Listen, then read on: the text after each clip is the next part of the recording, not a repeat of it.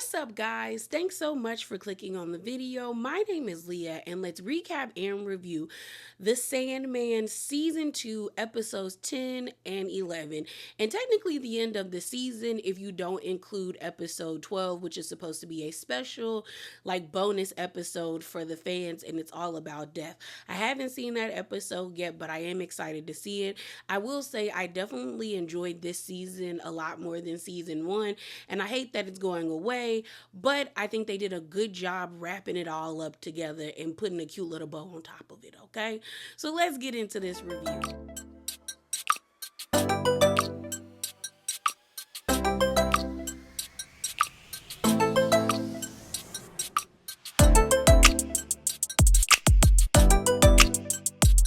Episode 10 opens up where it left off, where we see Lyda wreaking havoc by way of the kindly ones all over the dreaming realm. She just unalived Fiddler's Green, and her next victim is Abel.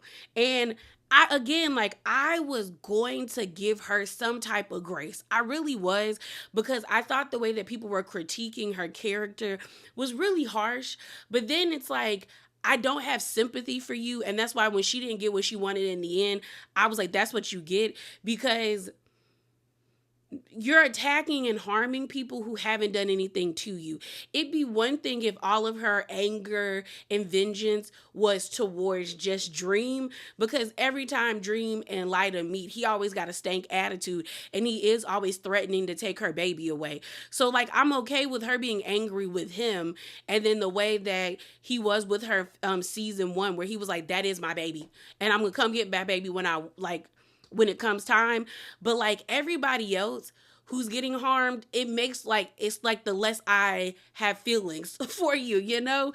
Because what did Abel do? Abel was so excited to have visitors. He even had like a little speech, and then and he went down. Okay, so then we see Matthew and Merv, and Matthew is like, what do we do? Like, what did we do? And Merv pulls out the machine gun and just starts spraying. Spraying the four of them. Unfortunately, the bullets ricochet and they end up hitting Merv. So then the rest of the crew, we see Corinthian, Kane, Lucian, and baby Daniel are holed up into the castle. And you think that Matthew and Merv are both gone. We know Merv is gone, but we don't know for sure if Matthew is gone, because Matthew looks kind of wounded when the kindly ones like get up on him and they're looking down at him, and then he was able to get away from them because we eventually see him make his way to the castle, and he starts telling them, y'all, we got problems. They here, and they ready to set it off, okay? So we go back to the ferry, and basically Queen Titania tries to say that she was like trying to make sure he was safe here. And I said, girl, no, you a thirst bucket. You're a thirst bucket. You wanted to see him. You felt some type of way that he gave Lady Nula that necklace because you think that maybe possibly there's something going on between them, when honestly he just likes her because she is who she is. Like, she's not always in glamour. She wants to be her own person. So Queen Titania is like, you can stay here for sanctuary. And he's like, no, I got responsibilities and my people are in danger. So Lady Nula said, you know, Dream, you said you offered me a boon and I want you to go back and protect the dreaming, and I'll be there too. And so he goes back to his home. So the episode continues, and we have this really cool scene. One of my favorite scenes out of this season is hearing all the Guardians speak. I did not think that all of the Guardians that guard Dream's castle could speak other than the dragon, because that's the only one we kept hearing. But we end up hearing the dragon, the Pegasus, and the Griffin confront the kindly ones and Lyda when they're trying to get into the castle. And they basically are threatening them and telling them to go away. You then see the Griffin jump down and stand in front of the door. And she is very much like, we will defend this place. You then hear the fated maiden basically say, oh my gosh, look how old you are as a creature, to the Griffin. And the Griffin becomes like old, like goes blind, bones become brittle, and is about to like succumb to old age. But then we see Dream come out of the castle, and he's like, enough. Like, he's sick of it, because he's like, y'all are destroying my realm. You're harming my inhabitants. Like, chill out, okay? So he revives the griffin and he allows Lyda and the kindly ones to come in, and it's like a standoff. It's very awkward because you can tell that Lucian, Kane, Matthew, and even Corinthian number 2, as he holds baby Daniel, which is his baby by the end of this episode, because he was not letting nobody come near Daniel, okay? They're nervous, they're scared. And then you have the kindly ones kind of like, you know, I would say callously happy about the predicament that they're in because they know that they really can't do anything. And so Lyda is like, you killed my son, to Dream, and Dream is like, no, I didn't. And he's like, your son's right there.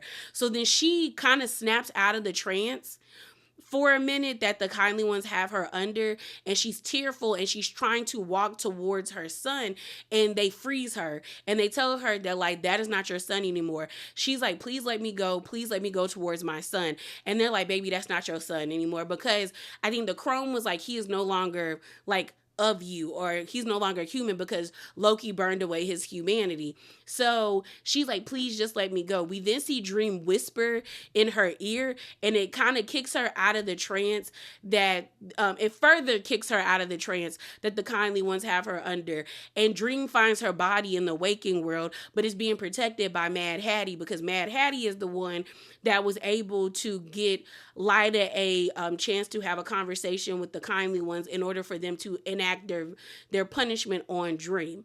And so Dream can't really do anything because Hattie has like this symbol around the bed that Lyda is laying in, but like Dream is like, I could still find a way to kill her and then all of this will stop. But then Hattie points out that like Dream is not a murderer. He doesn't fancy doing that type of stuff if it's not needed or warranted. And Hattie is right. Dream doesn't just go out like callously, I would say, murdering people, even though he does put them in horrible predicaments. And when she points out that like, if you want Daniel to cooperate, like harming his mom is not going to get him to cooperate, he basically ends up acquiescing and pretty much understanding that she's right. So we see him go back to the dreaming, and we also see that during that time, while Dream and Mad Hattie were talking, the kindly ones were trying to get Lyda back into her trance, where they're just like, your son is gone. He's never coming back, and it's Dream's fault. It's the Dream King's fault. You might as well continue doing what you're doing. You might as well. So they regain control of Lyda. We then end up seeing Nula go to her brother Clerigan's room to get him to take the glamour off. She's asking once again, but this time instead of being in that blue dress, she's in like her riding gear because she's ready to run into battle for her friends. And so Clerigan like begrudgingly takes it off of her because he ultimately is selfish. He's selfish, insecure, and lonely. And he does love his sister. He's just selfish. He's just selfish because he basically tells her that, like, if I take this off of you, I know you're going to go run into battle and you could die. And I don't want to be the only one left here. And Nula is like, you have all these other people. And she was like, he's like, not the ones that matter. You matter to me because you see me more than like what I am, and you also care about me. You're the one always waking me up. You're the one always telling me not to drink too much, not to sleep with this person, not to do this, not to do that. You always care about me. Nobody else does that. Everyone else sees me as just like fun entertainment, and I don't want to lose you. But he takes the glamour off of her. They bid farewell, and we actually see Nula riding off to the exit of Fairy, but she's confronted by Queen Titania. And Nula is kind of like at the point where she's ready to like fight if she has to go help out the people in the dreaming. But Queen Titania realizes that she really messed up. So she gives Nula a sword to allow her to run into battle. But we end up seeing Delirium and Goldie are still looking for Barnabas. And the humans are looking at her crazy because, you know, you have this gargoyle flying around you. But then she decides to get like a balloon ribbon to tie around his foot to act like he's a balloon because she saw a little kid with a balloon and thought that that was going to distract people or get people to not believe that that's a gargoyle. we see Dream back in his realm, and he basically tells his like everyone that's left, so like Corinthian number 2, Daniel, Cain, and Lucian, that he's gonna go to the farthest part of the dreaming to confront the kindly ones. And everyone pretty much knows that this is probably going to be the last time they see Dream. And I knew it was the last time when he thanked Lucian for all her help and all of her guidance and pretty much being his best friend. And so she gets emotional and he gets emotional. And then Matthew, the crow, basically, or the raven, Matthew is a raven. Matthew the raven is basically like, I'm not gonna leave you. Like, I'm going with you. And Dream is like, you might not come back. And he's like, I'm cool with that as long as I'm with you. So we actually see him go to the edge of the dreaming and have a confrontation or a standoff with the kindly ones. Like, he's pretty much trying to tell them, like, y'all need to stop. Like, y'all came here hurting my subjects, destroying my realm. Like, enough is enough. And pretty much the fates basically are just taunting Dream about how Lyda is just, like, right now she's destroying the dreaming. We actually see her take the sword that she used to kill Abel and, what's his name? Fiddler's Green and Mervyn. Well, no, Mervyn got hurt from the bullets. We actually see her stab it into the ground and it's starting to like split the dreaming realm in half. And so she's wreaking havoc. They're making fun of Dream because he is getting visibly weaker as she's doing what she's doing. And then Dream basically like starts to realize that like the only way out of this is for me to die. So he tells Matthew to go get his sister Death because he knows that she is in his room. We actually see this really like funny scene where what's his name? Corinthian sees Death pull up and he immediately grabs Daniel and he's like, don't touch him. Okay. He was like, not my baby. And we also see that Daniel's powers really have activated. The orb that we see Morpheus using in the beginning of the season where he's trying to recreate the realm, Daniel is touching it and it starts to activate. Whereas when Corinthian, Cain, and Lucian were touching it, it wasn't doing anything. We also see this interaction where Cain is telling Corinthian everybody hated him.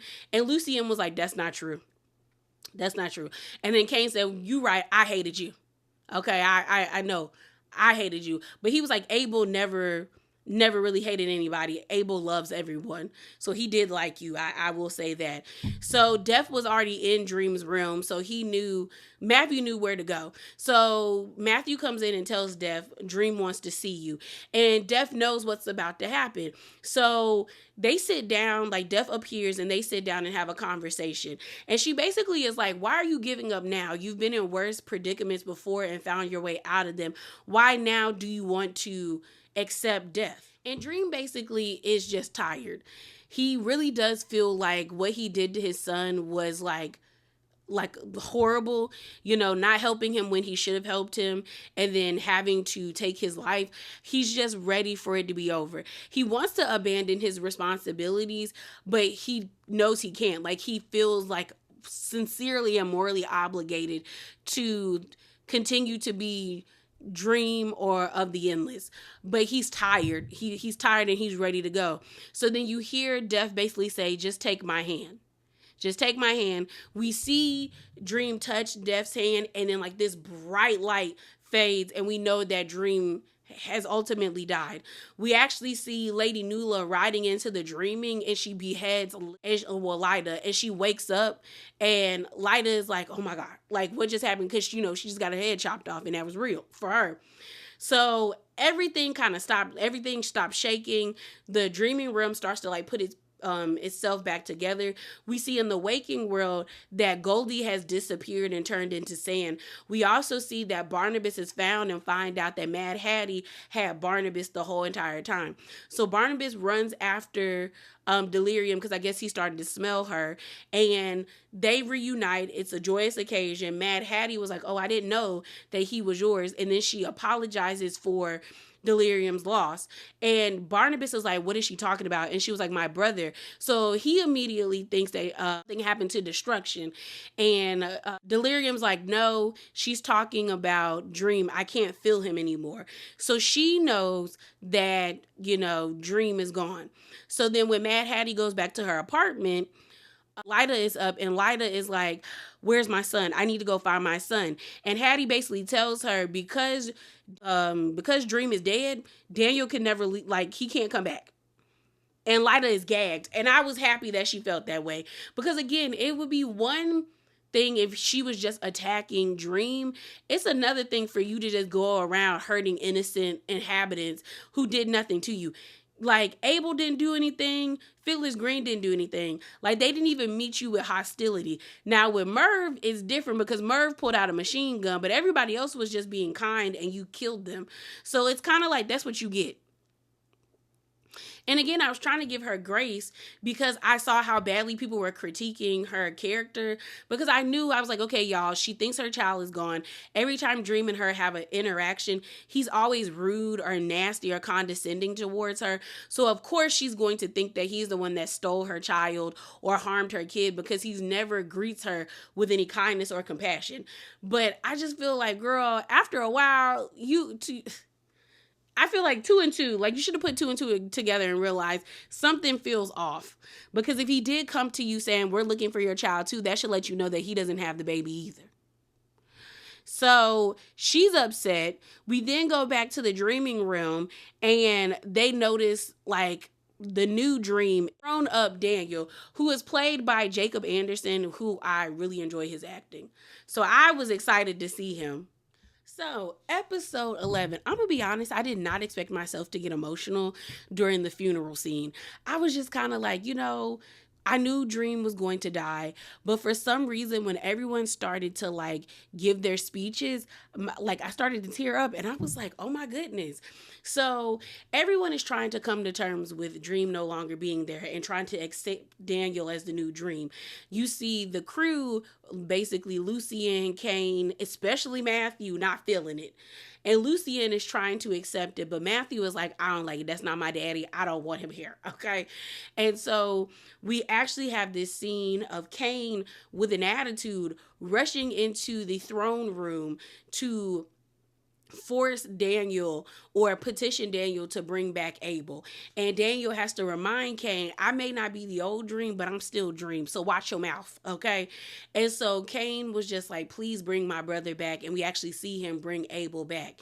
And it seems like the only person that understands Daniel's point is Corinthian, because Corinthian was just made 2 days ago. So he's like, okay, I get what it feels like to not understand what's happening and to have fragments of the other person inside you. Because Daniel now has like different memories or thoughts that Dream has, like of the experiences that he has. So Lucien comes into the throne room to tell Daniel that they're preparing for the funeral. And Daniel is like, do I go to that? Do I not go to that? Like, I really don't know what I'm doing. I don't know what I do.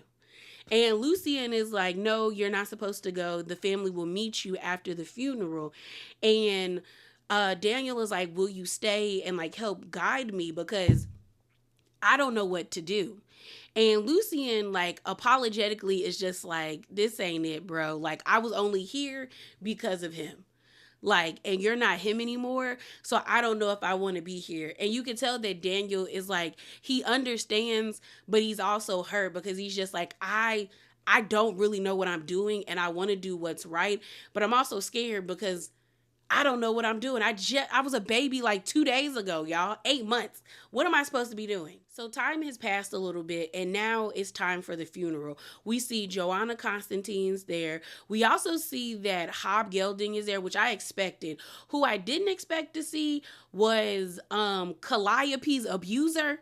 Like the man that had her captive was there. I was like, how is he here?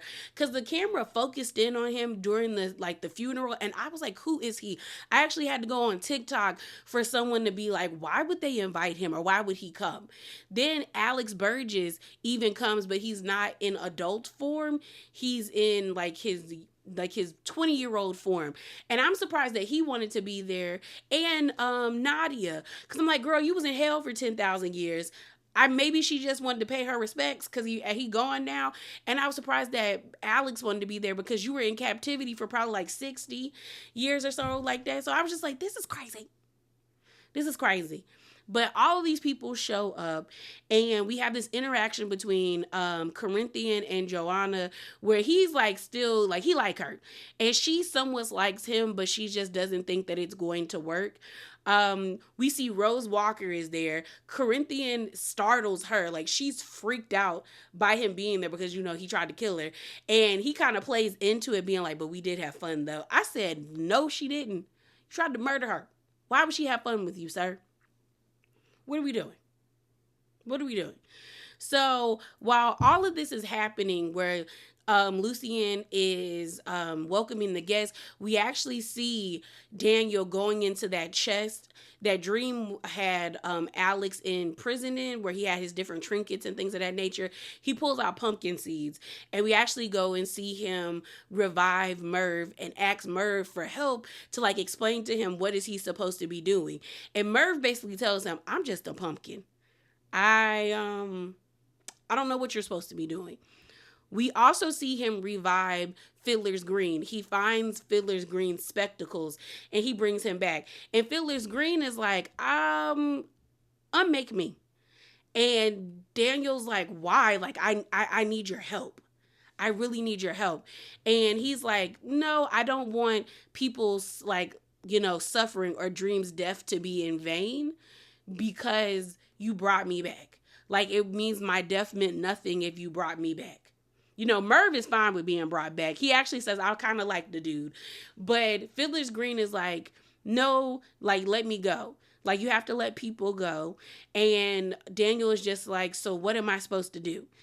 And he says, "The thing about you being human is what makes you different. You have humanity. Like, on top of that, the fact that the first dream, though your predecessor was able to change, means that you also will be the same exact way, in the sense of you will be able to change and grow and be better." So Daniel unmakes Fiddler's Green, and now he's just depressed because I think he was just hoping that Fiddler's Green would be the one to help mentor him. Now that Lucien says she's about to pull out, as well as Merv is just like, "I can't do anything for you."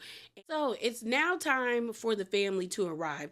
Everybody's wondering like when the funeral will start, and Lucien says we have to wait for the family. We end up seeing Delirium walk up these steps with Barnabas, and she says hello to her family. So we end up seeing Despair, Desire, Death, and Destiny. And Delirium is actually surprised because she thought Destruction would actually show up for the funeral. And Desire's like, "Well, I'm happy he's not here." And Death is actually like surprised that Desire is there, and Desire is like, "Why are you surprised?" And Death is like, "Do you not remember you said once that you would cause Dream to spill family blood?" And Desire is like, "Yeah, I do remember that." And Delirium ends up asking Desire, "Well, are you happy about that?" And Desire is like, "No, I'm not. You would think I would be, but I'm not." And it's like that saying, once you get what your heart desires, most of the time you feel empty. And it's always like that when it comes to siblings. Like siblings who genuinely argue all the time. They always are bickering and going back and forth. There's still a current of like love there, because like a lot of people have said, the opposite of love is not hatred. It's indifference. When you ignore that person, you don't even allow that person to make you feel some type of way. The same intense emotions people feel when they love somebody is when they hate someone as well. They're all just kind of like standing there. You know how you feel like if you ever been to a funeral, it's just like, okay, let's get this over with. You then see Lucien welcome them into the castle, and Matthew says hello. He's actually surprised that Death has on red instead of black, and she says she thought she would wear something different. They end up asking Lucien to speak at the funeral, as well as Matthew, and Matthew was like, "Yeah, it's a no for me." And Despair has to let them know, we know he was our brother, but we didn't really know him the way you guys know him. So it would be wonderful to hear you guys speak about him in fond and kindly terms, to let us get a piece of him before he goes.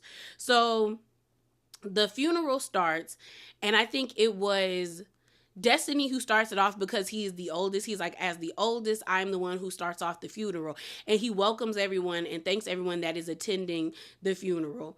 I think while he speaks, or before he, no, I think after he finishes his speech, Lyda shows up in there like frantically looking for Daniel, and Rose and Lucien has to like calm her down.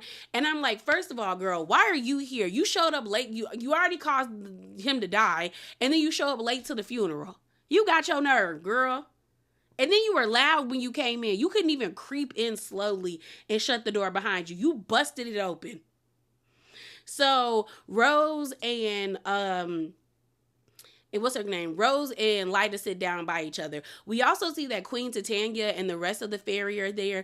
And Lady Nula was stressed because she thought that Titania would like request her to come back. But Clerigan tells his sister, girl, no, it's not going to happen. This is your home. It's okay. He also asks, is the new Drim attractive? He's like, is the new one cute? Like, is he fine? Is he? Let me know. And Nula has to remind him he was 8 months just a couple of days, like a day ago. Like, no, like, leave. Don't be like that. Don't be like that. So the next person to speak, I think, was Death, because Death, or was Death the last one? Or no, I think Death was one to close out the funeral, because I think the next person we see is Despair. Despair's speech was just mainly talking about how she will not forget Dream. She was like, I don't think anybody remembers the first Despair, so we realized this Despair is the second Despair. And basically, she was like, I didn't forget her, and I won't forget him. And she also kind of thinks like, dang, she wish she would have been there for him more. And she is appreciative that she got to see the change in him before she left. We also saw that Hob Gelding is there as well. And Hob and Lucien have this really nice moment where they both are shocked to see each other, because Dream spoke about them to each other, and he kind of had an attitude like Matthew about Dream. And you could see throughout the funeral it was really hard for him to hear all the things that the siblings were saying, because it started to kick in for him that really Dream is gone. We then see Desire speak about Dream, and they just talk about how they're gonna miss him, but how dumb their brother was, like didn't know how to come out of the rain. And we know Dream loves sulking in the rain, as well as they speak about how much they were the same. They both were selfish. They both were like very much ensconced into their role of being who they were. They were very much like callous and could be arrogant at times. But then Desire ends up saying like, but aren't we all that? Aren't we all that at times?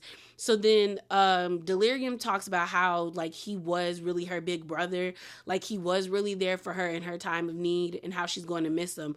We then see Daniel meet Destruction, and he realizes who Destruction is, keeps calling him brother, so he knows he's his brother. And he was like, are you here for the funeral?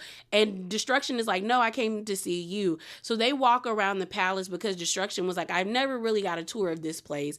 And Daniel asks Destruction for help. And Destruction basically says his older sister always told him that the Endless have everything we always need at like our fingertips. We just tell ourselves we don't, because it makes it easier for us. So eventually you will know what to do. And then he also tells him, if you ever want to leave and come like out into the stars with me, just call and I'll be there. Pretty much, and we can travel, the universe together. So then he leaves. Lucien gets up there, and she just gets very emotional about how she doesn't ever want to forget Dream. She also says Dream is a part of all of us. He's a part of our makeup, because he has instilled in us to hope and to dream. So don't forget about him. So the funeral is pretty much over. Lucien's speech, as well as the Endless speeches, end up changing Joanna's like perception about Corinthian. She goes looking for him, and she basically says that she wants him to come with her. And he's like, are you sure about that? And she basically says, everyone I have dated, from men to women, have always been nightmares. So you being one won't make any difference. They actually kiss each other, and we see that they go off into the waking world together. So he's probably going to be helping her on her missions and stuff like that. And that seems like a nice situation. We then see Hob Gelding and Death have a conversation where Death is like, are you ready to give up eternity? And Hob is like, honestly, not so much. I really feel like there's more to this world. Like, I think I've seen everything, but I really haven't. So is it okay for me to still live for eternity? And she's like, yeah. We then see Hob and Daniel have an interaction where Hob basically tells him, you're different. You're not my dream. But in 100 years, if you want to tell me, how things are going, look me up and we'll get a drink. So he slowly is accepting who Daniel is and realizing this is the new Dream. So Dream's funeral is over. They actually kind of give him somewhat like a Viking's funeral where he is put in this boat and then it shoots off into space as like this waterfall turns into like the universe. We end up seeing Nuala and Matthew have a conversation with Lucien because Lucien basically says that she's planning on leaving. And they're like, well, can we go with you? And she's like, yeah, y'all can come with me wherever I go. We then see Rose looking for Lyda because she can't find her. We actually see Lyda and Daniel have a conversation where Daniel has an attitude with her for what she did to Dream and making him dream. And it's like, what you did was very misguided because you wanted me, but you can no longer have me because this is my role. Lyda lets him know that this isn't fair. Like, I never wanted Hector, your father, to die. I never wanted this to be the outcome. Like, things keep getting taken away from me and I don't really feel like I did anything.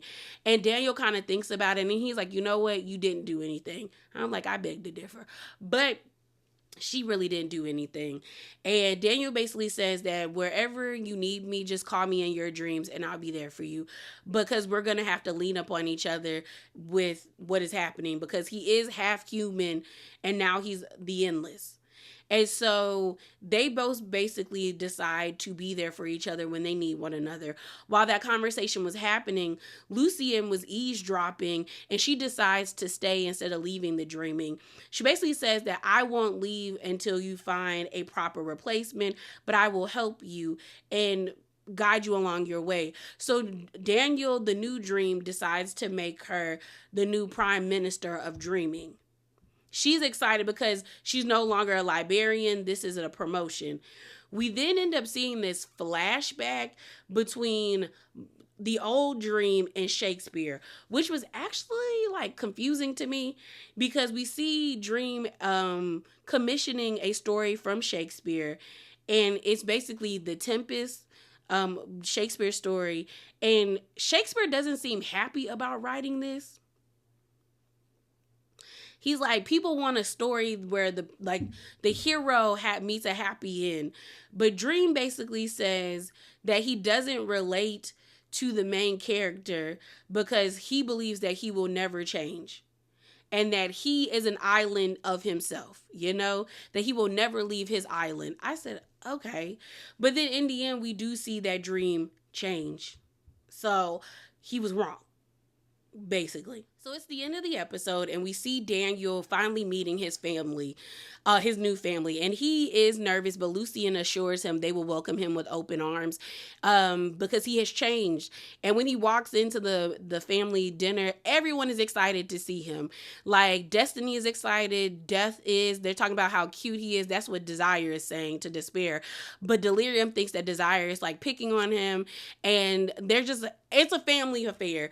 And you see the new Dream, Daniel, smiling and is happy. There's a post-credit scene that happens where we see the Kindly Ones opening up another fortune cookie, and they basically say that nothing is ever permanent and everything can change if you're willing to change. And that's the end of the series. Like I said in the intro, I really liked season 2. I wish we would get another season, but this was a nice ending.